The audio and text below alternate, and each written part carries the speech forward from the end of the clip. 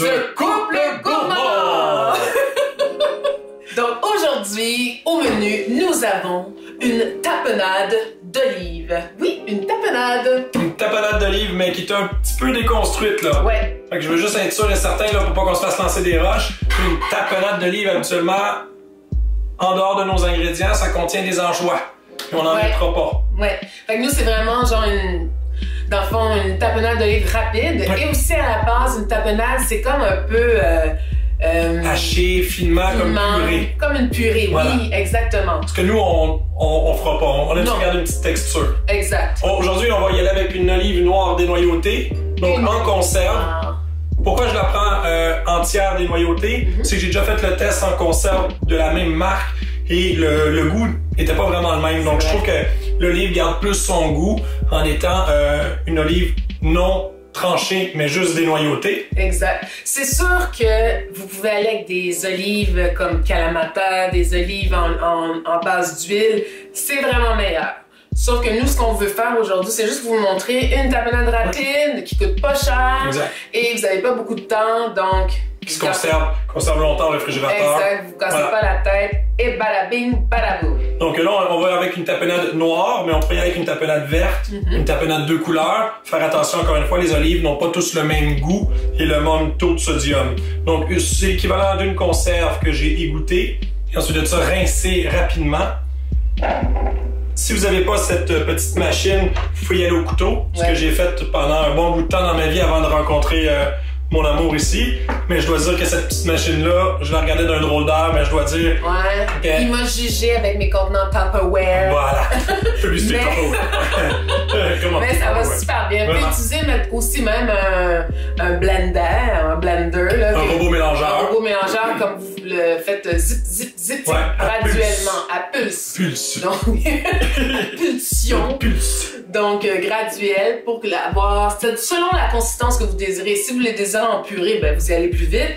Ou si vous la voulez encore avec des petits morceaux d'olive, comme qu'on va faire, ben, y allez-y doucement. Exact. Donc, ce que je mets seulement dans mon robot mélangeur, je vais y ajouter de l'ail fraîche, qui n'est pas de l'ail d'origine asiatique, mais soit d'Espagne, Chili, etc. Une bonne ail, que j'ai coupé grossièrement. Ça veut dire quoi? Ça veut dire des gros morceaux pour s'assurer que je termine avec une texture similaire aux olives qu'on a déjà. On pourrait dire peut-être une gousse et demie. Absolument. Oui, exactement. Okay. Exactement. Donc, vous voyez, j'ai mis l'équivalent d'effectivement une gousse et demie, pardon. J'ajouterai rien d'autre pour l'instant. C'est simple. C'est parce que le reste, je l'ai déjà haché. Donc, je vous explique tout de suite après. J'y ajoute un filet d'olive, de l'huile d'olive. Filet d'huile d'olive. Pas besoin d'avoir une huile d'olive super coûteuse là, pour ce type de... Rendu là, c'est à votre goût. Donc, vous voyez, là, l'ail un peu remonté dans les airs. Donc là, je vais juste la redescendre. Je vais faire attention pour pas couper mon outil de travail qui va me servir à la redescendre.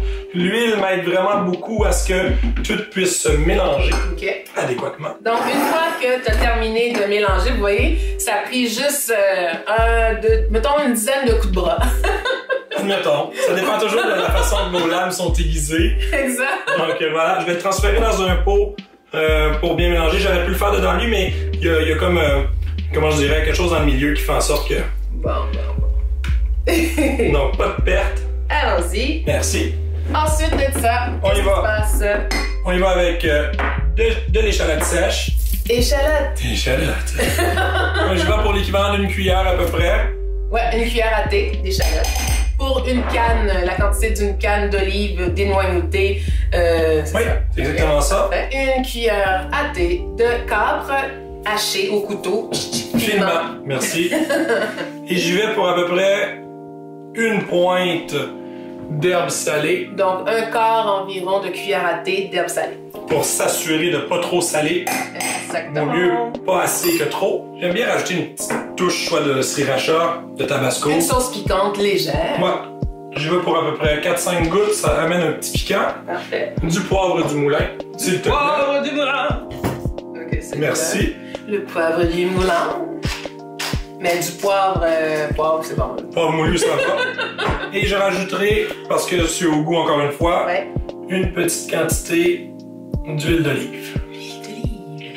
Et on mélange le tout. Exactement. Voilà. Ah oui, c'est beau ça. Et rapide, je vous dis, rapide. On revient dans quelques instants. On vous prépare tout ça. On prépare un petit accompagnement avec la tapenade. Donc, à tout à l'heure. Ouais. Donc maintenant, nous sommes à l'étape de la dégustation de la tapenade. Rien de mieux, hein? C'est son moment préféré. Oui. Hey, écoutez, juste vous rappeler comme quoi c'est vraiment une recette qui est super simple. Puis pendant qu'on vous préparait la présentation qu'on va vous faire, là, on n'a rien ajouté. C'est tel quel. Les morceaux d'ail sont un petit peu gros. Si jamais vous les aimez un peu plus finement hachés, vous pourriez l'avoir haché un peu plus. Ouais. Comme je vous dis, la texture est texturée, comme on le voit. Les tapenades classiques sont absolument très hachées. Mais nous, on les aime comme ça.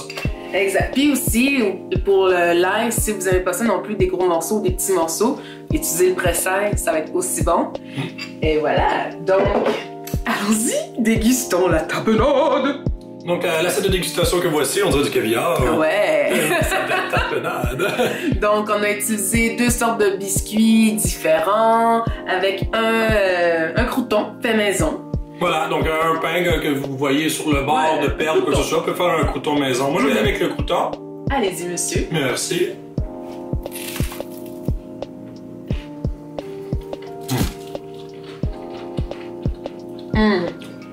Simple. Simple, facile, coûteux. Simple, vous le dites. Nous dit avec le crouton, parce que je dois dire que on vient juste de faire le crouton rapidement, là, du pain de notre capsule hamburger.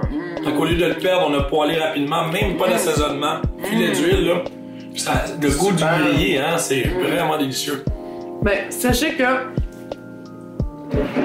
la tapenade de livre, ce qui est fun, c'est que ça peut aller n'importe où. Versatile. Versatile. Vous pouvez le mettre dans des pâtes, vous pouvez le mettre avec des tacos, vous pouvez l'utiliser avec dans une omelette. Dans des salades. Dans des salades, super bon. Une salade, juste une tapenade, mettons si vous voulez faire attention à ce que vous mangez. Ouais.